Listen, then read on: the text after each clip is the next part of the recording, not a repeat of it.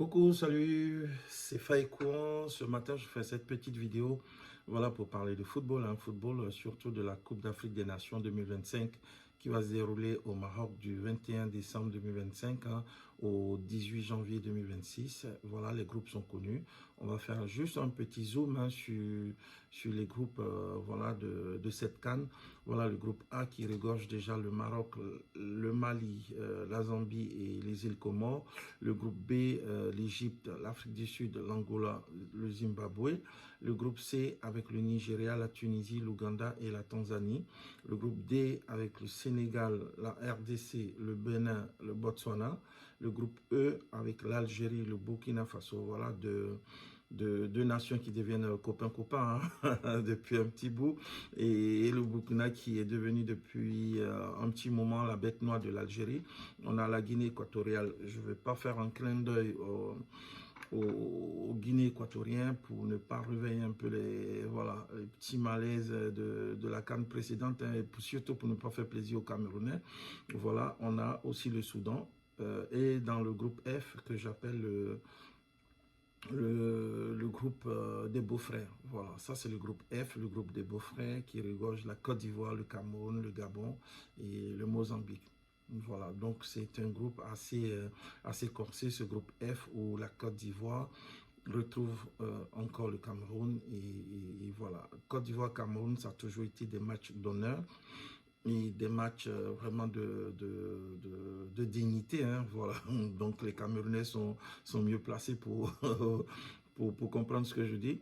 Donc ça va être très compliqué, très difficile, mais bon, pas impossible. D'autant plus que la Côte d'Ivoire part en tant que championne d'Afrique, détentrice de cette CAN. Donc on part pour se battre et puis garder notre trophée.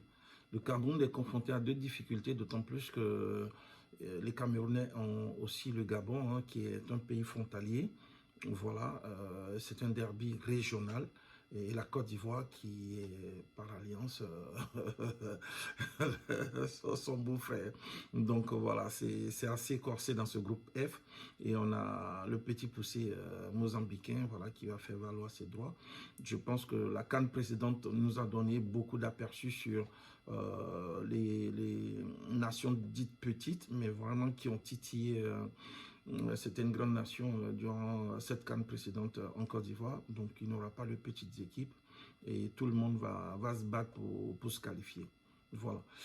Je voulais aussi revenir sur certains détails parce que le sélectionneur MS Faye avait été largement critiqué l'année dernière sur ses choix des hommes, ses choix tactiques et autres. Voilà, c'est tout à fait normal.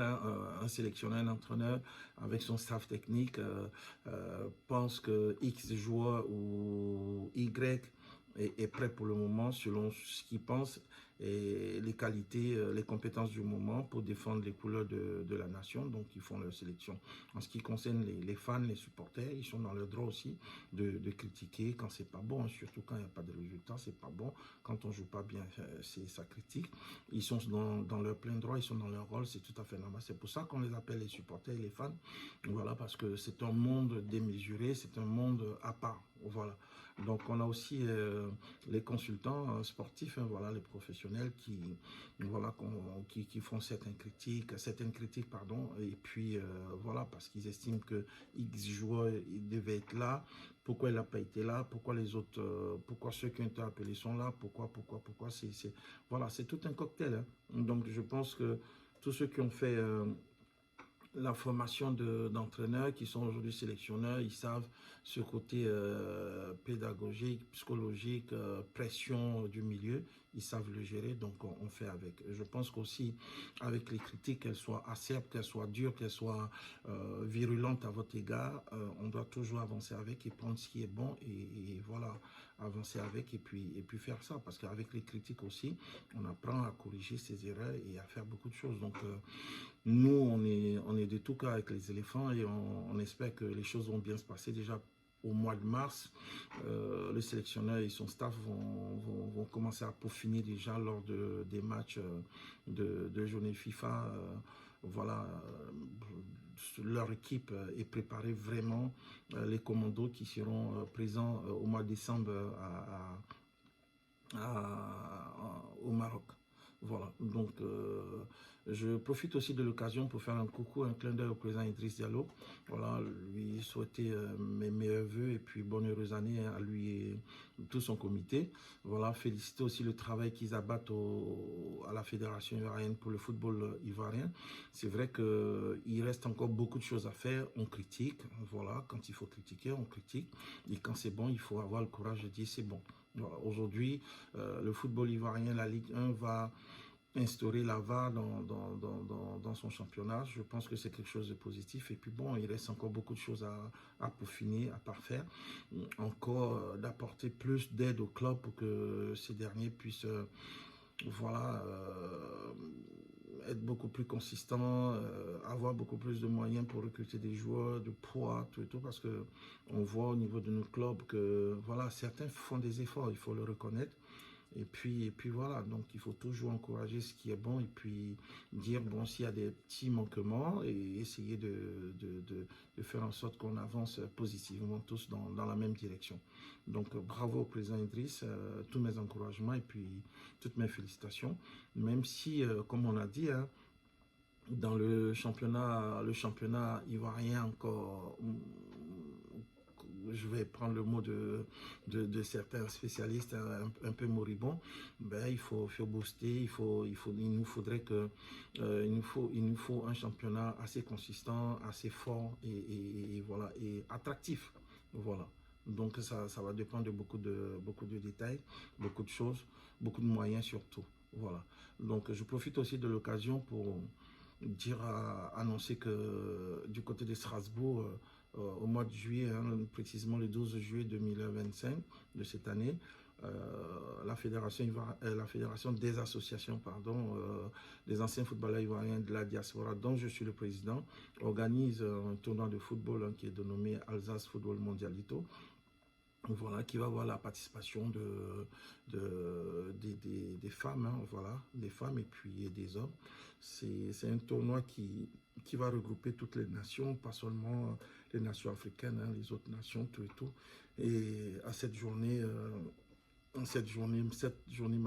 sportive, on aura franchement les femmes qui ont joué, qu'à un moment donné, sur le coup d'un week-end, elles abandonnent leurs occupations quotidiennes, la cuisine, les enfants, et qu'elles viennent pratiquer un peu le sport, faire du sport avec nous à travers le football.